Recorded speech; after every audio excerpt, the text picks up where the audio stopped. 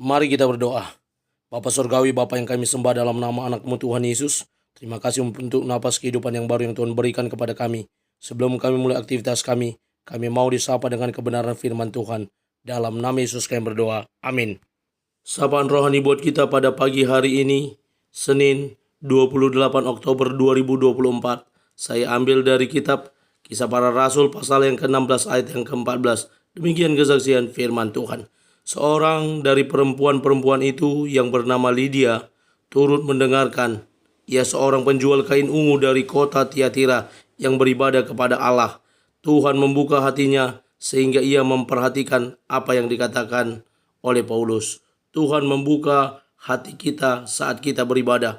Ibu bapa saudara terkasih, dalam nama Tuhan kita Yesus, berbicara hati yang dibukakan oleh Allah pada saat kita beribadah. Tentunya kita sebagai orang percaya, orang Kristen, ketika kita datang beribadah kepada Tuhan, kita juga mau hati kita dibukakan oleh Tuhan untuk dapat mengerti bagaimana firman Tuhan yang disampaikan oleh para hambanya. Sehingga firman Tuhan itu yang menjadi bekal bagi hidup kita dalam melanjutkan perjalanan hidup setiap hari. Dan firman itu yang menjadi standar bagi kita.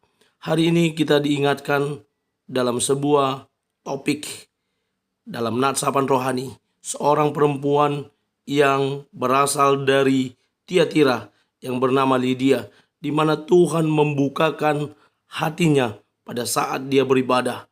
Ketika berbicara tentang hati yang dibukakan, kita juga berpikir, apakah saya tidak bisa dibukakan hatinya oleh Tuhan ketika hambanya berbicara? Apa yang menjadi kendala? Yang sering menjadi kendala adalah kita membatasi diri kita dengan siapa yang berkhotbah. Oh, si tua putar-putar yang berkhotbah. Ini lama sekali, membosankan. Kita sudah batasi diri kita dengan kata bosan. Sehingga bagaimana mungkin Tuhan akan membuka hati kita ketika kita langsung membatasi diri kita dengan yang namanya siapa yang berkhotbah, lamanya dia berkhotbah, suaranya pelan bikin ngantuk. Ini pun yang membuat kita sulit untuk dibukakan hatinya oleh Tuhan. Hari ini kita belajar dari Lydia. Siapa sih Lydia?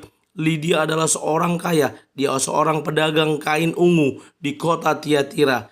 Dan ada beberapa penafsir yang berkata dia orang pertama, orang Eropa pertama yang bertobat dan memberi rumahnya sebagai tempat untuk beribadah.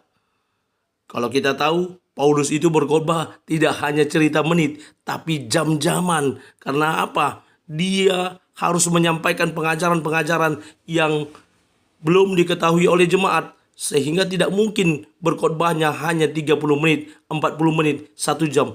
Mungkin berjam-jam, bisa 2-3 jam. Kalau kita lihat, kita baca dalam nats yang lain di Alkitab, ada seorang yang mendengarkan khotbah Paulus. Dia yang duduk di jendela dan dia jatuh lalu dia mati.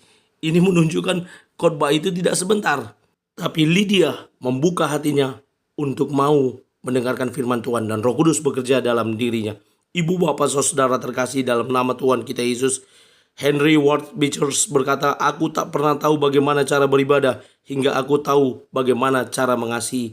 Ibadah yang dilakukan oleh Lydia, dia juga murah hati. Sebagai orang yang kaya, dia juga murah hati berbagi dengan sesama. NN berkata, ibadah adalah segala hal yang membawa pada kebaikan. Jadikan setiap aktivitas kita sebagai ibadah, dan itu berkenan di hadapan Tuhan. Amin. Kita bersatu dalam doa. Terima kasih Bapa untuk firman-Mu. Mampukan kami menjadi pelaku kebenaran firman Tuhan. Dalam nama Yesus kami berdoa. Amin. Selamat beraktivitas. Tuhan Yesus memberkati.